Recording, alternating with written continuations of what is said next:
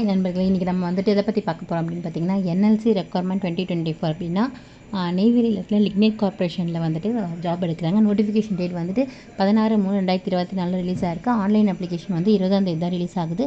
அதுக்கு closing date பார்த்தீங்கன்னா 19ஆம் தேதி. இதோட ஏஜ் லிமிட் என்னென்னா அண்டர் ரிசர்வேஷன் அப்படின்னா எக்கனாமிக்கல் வீக்கல் செக்ஷன்றாங்க 37 இயர்க்குள்ளே இருக்கணும். ஓபிசி வந்து 40 இயர்ஸ்க்குள்ளே இருக்கணும். எஸ்சி எஸ்டிக்கு 42 இயர்ஸ் இருக்கணும் அப்படின்னு சொல்லிட்டு நமக்கு ஏஜ் லிமிட் வந்து மென்ஷன் பண்ணி கொடுத்துருக்காங்க. சரிங்களா?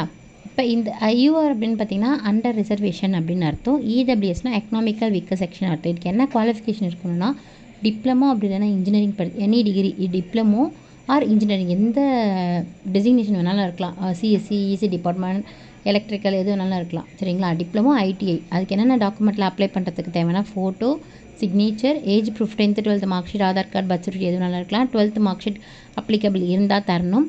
டிப்ளமோ சர்டிஃபிகேஷன் வேணும், ஐடிஐ சர்டிஃபிகேஷன் வேணும். இதுக்கு எவ்வளோ சேலரி பேக்கேஜஸ்ன்னு பார்த்தீங்கன்னா, இப்போ ஃபஸ்ட் இயர் ட்ரைனிங் அட்டன் பண்ணுறது இருந்தால் 18,000, செகண்ட் இயர் இருந்தால் 20,000, தேர்ட் இயர் இருந்தால் 22,000.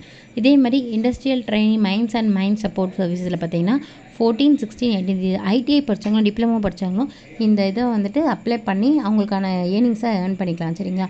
அதே மாதிரி அங்கே உள்ளே போயிட்டிங்கன்னும் போது நம்மளுக்கு வந்து டெம்பரவரியாக போகிறதுக்கும் பெர்மனெண்ட்டாக போடுறதுக்கும் நமக்கு வாய்ப்பு இருக்குது. அதனால் நம்ம அங்கே போய் ஃபஸ்ட்டு தான் அப்ளை பண்ணி பார்க்கலாம். சரிங்களா? தேங்க்யூ ஃபார் வாட்சிங். ஜெய் வின்.